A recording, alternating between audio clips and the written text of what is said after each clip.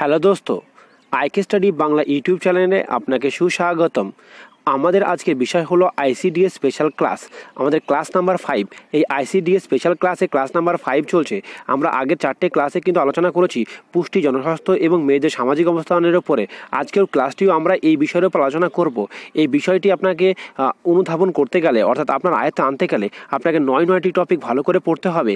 সেই টপিকগুলো কী এবং কোথায়, তার ফ্রি বুকটি অর্থাৎ আইসিডিএস ফ্রি বুক, আপনি এই পিডিএফ বুকটি পেতে গেলে আপনাকে আমাদের যে ডেসক্রিপশন বক্স অর্থাৎ এই ভিডিও শেষে যে টাইটেল লেখা আছে সেই টাইটেলের নিচে লিঙ্কে গিয়ে আপনি ক্লিক করলে এইটি পেয়ে যাবেন।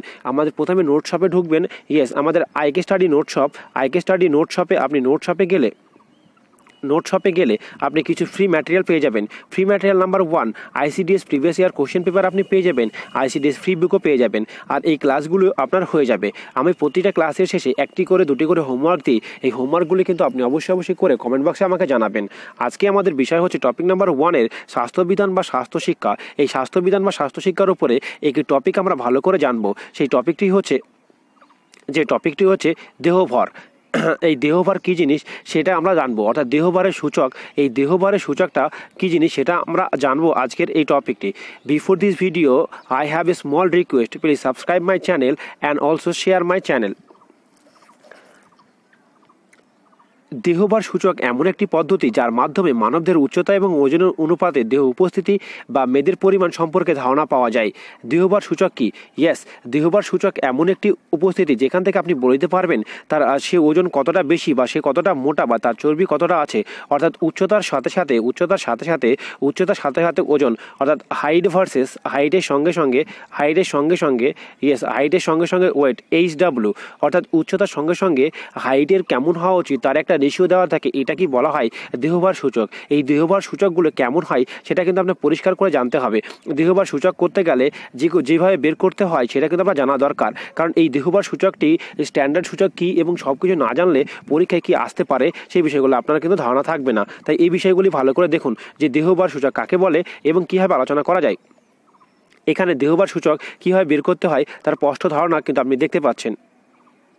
এই স্পষ্ট ধারণা কিন্তু আপনি দেখতে পাচ্ছেন। দেহভার সূচক হচ্ছে ওজন বাই উচ্চতা। যে একটা তার উচ্চতা কত মিটার স্কোয়ারে বের করবেন, ওজন বের করবেন তার কিলোগ্রাম পার মিটার স্কোয়ার। তাহলে এইটাই হলো কিন্তু দেহভারের ওজনের মাপ আর তাহলে আপনি নিশ্চয়ই বুঝতে পারছেন একজন মানুষের ওজন যদি 70 কেজি হয়, উচ্চতা যদি 1.60 মিটার হয়, তাহলে তার দেহভারের সূচক হচ্ছে 70 কিলোগ্রাম বাই 1/6 মিটার, অর্থাৎ 27.34 কিলোগ্রাম পার মিটার। সুতরাং ওই ব্যক্তি বেশি ওজনের শ্রেণীভুক্ত। তাহলে এবার আপনি কি করে বুঝবেন কোনো ব্যক্তি এই ওজন সূচক দেখে এই ওজনের সূচক দেখে কি করে বুঝবেন যে কোন ব্যক্তি বেশি ওজন আছে, কোন ব্যক্তির কম ওজন আছে? সেটা কিন্তু আপনাকে এই ছকটা খুব সুন্দর করে মনে রাখতে হবে। এই ছকটা থেকে প্রশ্ন কিন্তু এমসিকিউ প্রশ্ন আসতেই পারে। বলা হলো কম ওজনভুক্ত আমার বলা হচ্ছে প্রশ্ন কম ওজনভুক্ত একজন ব্যক্তির দেহভার সূচক কী হতে পারে? লেখা আছে 18, লেখা আছে 25, লেখা আছে 14, ঠিক আছে, লেখা আছে ধরুন 30। তাহলে কিন্তু কি হতে পারে? তাহলে এই প্রশ্নগুলো এইভাবে আসতে পারে। তা আপনি এখান থেকে কিন্তু খুব সুন্দর করে এই প্রশ্নটি ক্লিয়ার করতে পারবেন। যদি কম ওজন হয় তাহলে তার দেহ সূচক হতে হবে 18-র কম।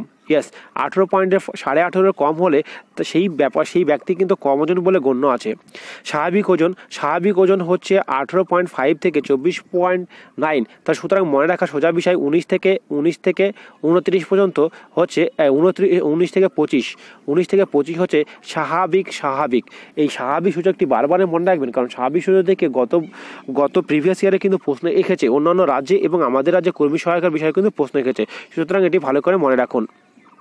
কোনো ব্যক্তি যদি মোটা হয়ে যায় তার গড় ওজন হবে স্থূলকায় 30-এর বেশি হলে তাকে মোটা বলে গণ্য করা হবে। তবে অনেক ব্যক্তি এমন আছেন যারা অতিরিক্ত মোটা, যেমন আপনি দেখতে পাবেন আমেরিকা বা অন্যান্য দেশে বহুত বা ডিসকভারিতে দেখা যায় অনেক মোটা ব্যক্তি দেখাচ্ছে, তাদের গড় ওজন বা তাদের স্থূলতা হচ্ছে 40+, তাদের সূচক হচ্ছে 40+। কেন আমি বললাম এই কথাগুলো? কারণ আপনাকে মনে রাখার জন্য এই কথাগুলো বলছি।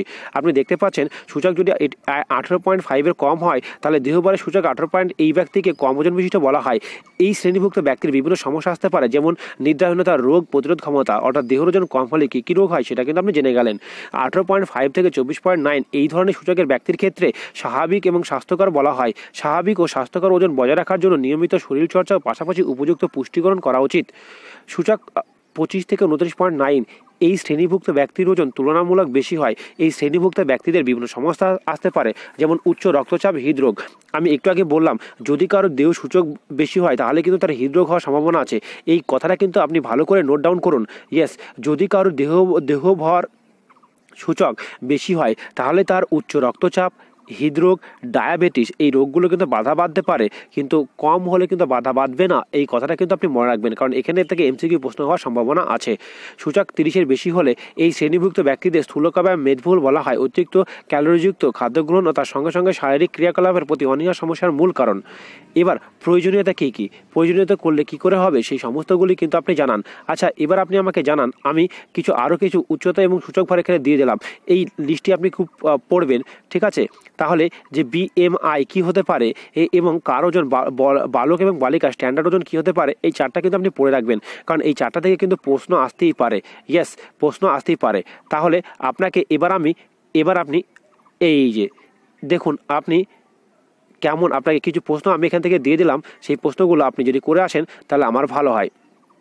ওকে, প্রশ্ন আজকের ক্লাসের হোমওয়ার্ক হলো নাম্বার 1, দেহভার সূচক সাধারণ মানুষের দেহভার সূচক কত, বা সাধারণ